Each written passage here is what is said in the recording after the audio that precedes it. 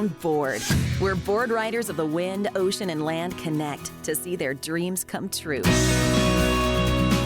Every week, viewers will tune into the lives of those who make a living by the ocean in the most unreal way. Who would ever think riding a board, a surreal dream, could come true if you go professional and end up earning millions a year? Nikki And if you don't make it there, you might be lucky enough to launch a multi-million-dollar board company. My phone's been going off the hook, like all day. But to get to the top, these dreamers will have to go the distance and risk it all. And if they land the right way, the dream of owning a swimsuit collection sold around the world, or becoming a board maker for the tens of millions of board riders, can lead to a life beyond your wildest dreams. They're not just making a company or a brand or hunting for one to sponsor them. They're building a way of life. Open my eyes to an early sunrise. Clear blue skies, so it's time to check the tide. Grab my From faraway locations like Hawaii, Costa Rica, Puerto Rico, Mexico, and right in California, the dream makers are out to live the ultimate fantasy. dreaming about tonight and the sunset on the beach.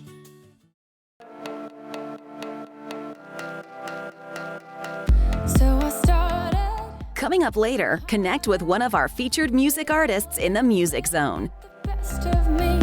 Boy, you came round, colors so loud. Before I knew it, I was drowning in your Having a career that takes you traveling around the world, as long as you can get there by plane, boat, or your board, at all costs is the prized jewel, the way of life. So let's go meet some of the board riders and dreams on this episode of B.Y.O.B. Bring Your Own Board.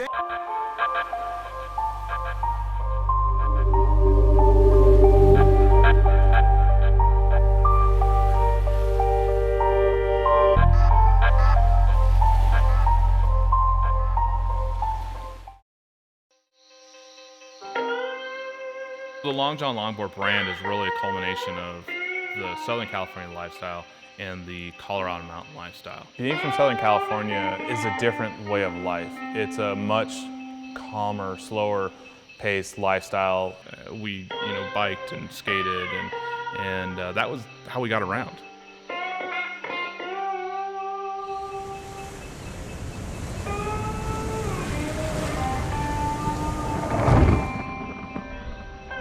I grew up in Colorado. I've lived here my whole life, seen Denver change dramatically, and it's just an amazing city. We're not only proud of our boards being American-made, we're extremely proud of our boards being Colorado-made. And Denver is such a vibrant city, and it's such a growing city that one of the big things we want to do is get Long Johns out there, because we want people to see Denver for the great city that it is. Just one night, found a Craigslist listing for this company, and I just looked over at Bridget and said, do you want to buy a longboard company? Thinking she would say, there's no way we're going to do that.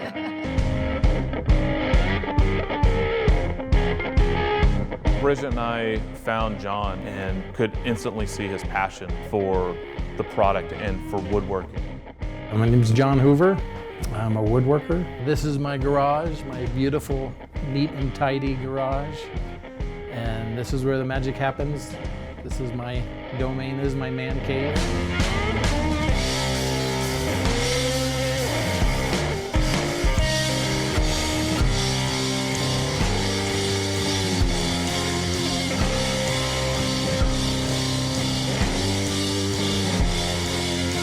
John was making these boards, and we saw a true passion that he had for this art form. And we decided that this was something that we knew that we could take to the next level. We had the same passion and love for woodworking. The aesthetics was where it started out, And then as I learned more and more about, if you made it a little differently, it'd have different flex and it'd ride a little nicer. I just learned the different ways to make it ride differently for different people and different needs and desires. One of the things that makes the board so special, we do a form on it where we're putting a camber and a concave. So not only does the concave give you that cupping feel for your feet and give you really good traction, but we also put a camber into it, and that gives a built-in spring. You're getting it like you're almost floating on a cloud.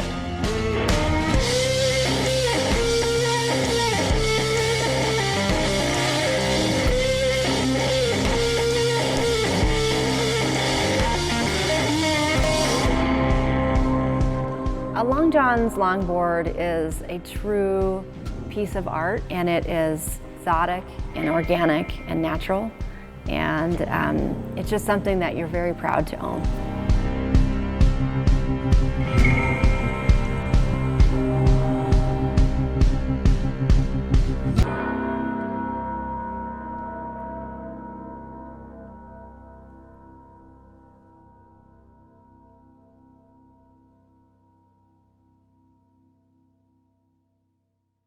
Yeah, I'm up at Rudy's, headed to Malachi's. Say hello to Mariah Cherie, dancer, fashion lover, she's a nature lover, and a longboarder. She's really excited about getting picked to be part of this incredible show and getting to be chosen as one of the travel bloggers and hosts on this story about board riders. She had just moved from Colorado to California and was pretty much living out of her car. Ever since I was a little girl, I dreamed of coming out here, and here I am. Just graduated and packed in my car, and I'm here. She had her Long John's longboard tucked up in the car and all of her belongings. She would take it out every day and wondered what she would do next with her life. So she would go riding. She was always into modeling and fashion as well, but not sure what to do next. When she got the call to be part of this project and come in for an interview, she didn't have a ride, so she offered to ride her board over to meet them. Little did she know the creators were all about the board riding life. And now she's getting to live out her dream here in California, getting paid to actually board alongside some of the best beaches in Southern California.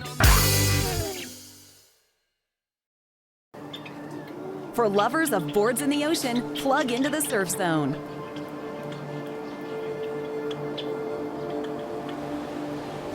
It's pretty amazing getting to spend the month in Hawaii, just closing out the year for the 2 contests here, and just getting to pretty much go on a surf trip. Really, that's how I look at it whenever I come to Hawaii, and I get to realize how lucky I am to live the career that I've always dreamed of since I was a little kid, and just getting to surf.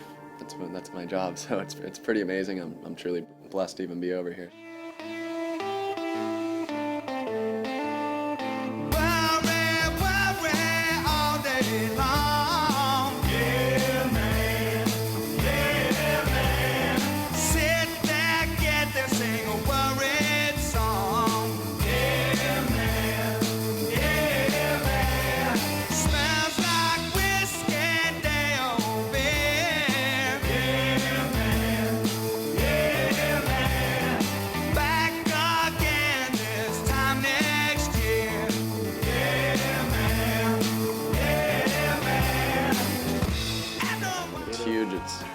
Waves you've never seen before, and then when it gets smaller here, there's so many different ways you can surf, and you can work on your surfing. So it's pretty much the ultimate surf trip.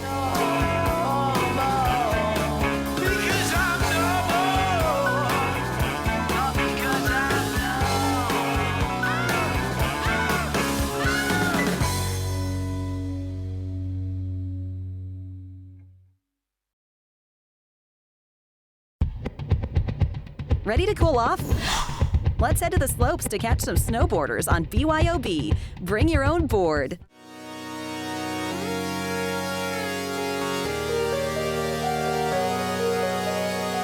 Hi, my name is Tim Kevin Rauniak. I'm 15 years old, and we're here on Horn. I started this season in August in New Zealand. Did a contest there, then got back to Europe. Did some practice. Some summer shredding in Caprun. The season was pretty good because I didn't have any injuries or stuff like that. I was trying to be consistent on the contest. I tried to do really good on every contest, not bailing on one and then the other one pretty good. So basically it was just getting my riding to the next level. I've learned some new tricks, some bigger spins. Definitely improved in pipe a lot. The season just couldn't be better. The best result in this season was the one in Sierra Nevada on World Junior Championships. I got first in pipe. I was second on Youth Olympic Games in Innsbruck in pipe. 12th on Burton European Open half pipe.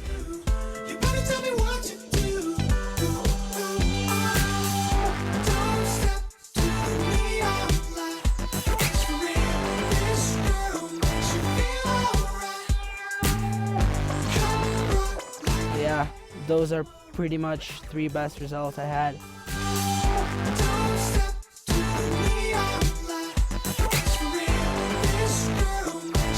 Yeah, now I'm 15 years old, just got to high school.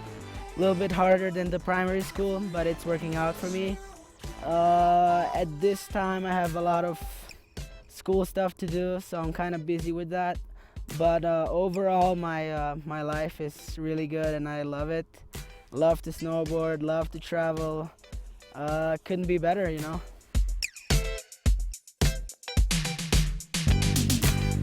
I really love where it's taking, the progression and everything. I kind of want to push myself even more since now the triple corks are starting. And that's just giving me something to work harder for, you know. And I definitely want to be in this sport as long as I can be.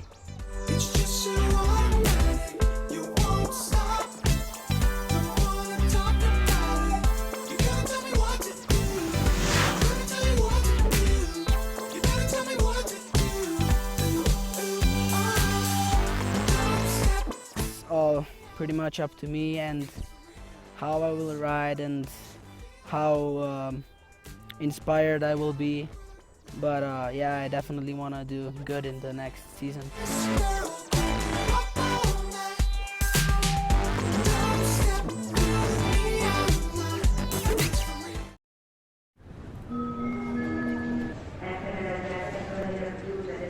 To win an event, it takes so much from you. You know, you have to stay focused the whole time and try not to make any mistakes during the hits. So basically, when I lost early in France, I knew that I wasn't going to be in the contender for the world title. So I was pretty bummed, and I felt like the whole year, didn't work out well for me. But at the end of the day, like I'm still a surfer, So what I've done is like just to like get away from the contest mode and get out of there and trying to find a wave, and that's what happened. I just went to Ireland.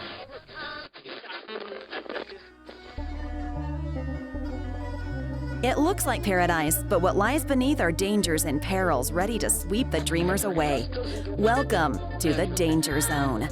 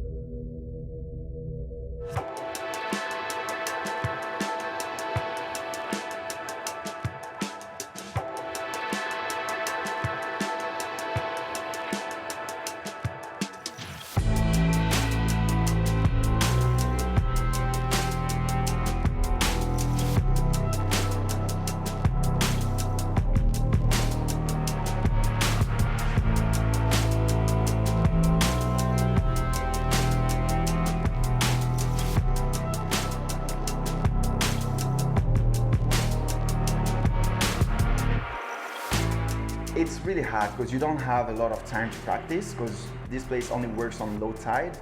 So you pretty much have to be quick, like to quickly find the confidence, enough confidence to paddle at the right place, where the locals paddle.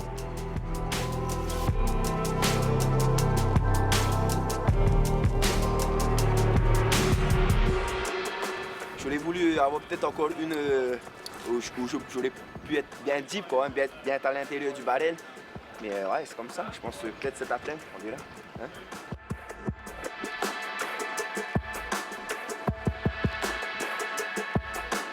It's something that you don't really think about as a Tahitian to go to a cold place, you know. So. Tu viens à Tahiti, ça arrive, t'arrives au bord, tu prends ta serviette, c'est bon, quoi. Tu prends ta planche, tu lèves le matin, tu vas se faire le même shot avec lequel tu t'es levé. Hein?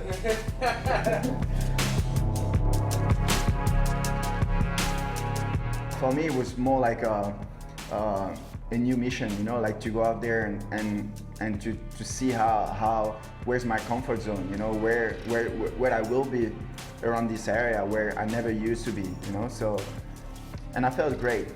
That's something that brings me, you know, back to on the good side to my mentality. Yeah.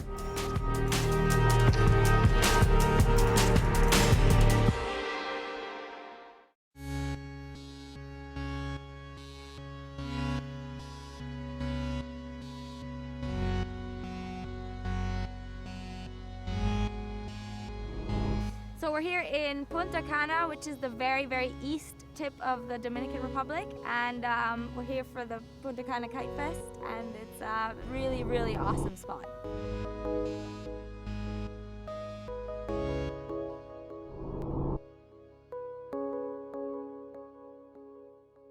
It's definitely one of the most beautiful places I've ever seen in the whole Caribbean.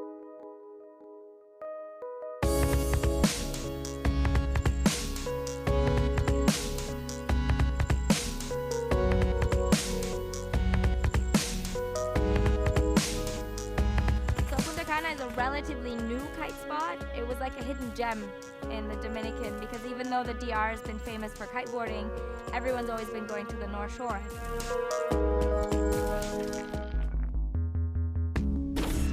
It's super accessible because it's got its own international airport right there, and there's just a ton to do.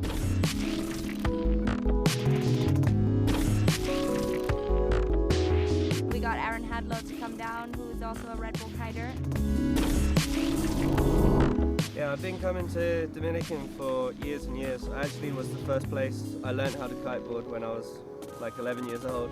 And pretty much since then, I've come back at least once a year. In this event, there's a few categories. It's nothing too serious. It's quite a fun event, you know, just do your thing. And the judging formats are quite relaxed. But we have like the slider category, slider and kicker, and that's kind of what I came over for. So yeah, it was nice to hit some rails and have some good obstacles here. Unfortunately, this weekend it's been a bit difficult because the wind's been light.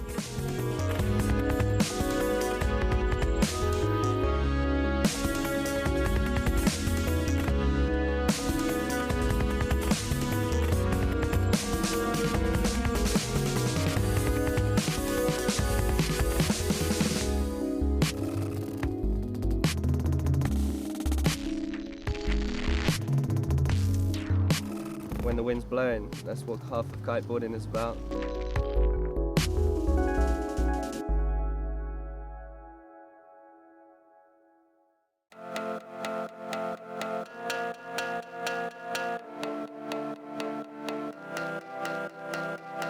So I started broken hearted, threw it all in, let 'em get the best of me. Boy, you came round, colors so loud. Before I knew it, I was drowning in your deep blue sea.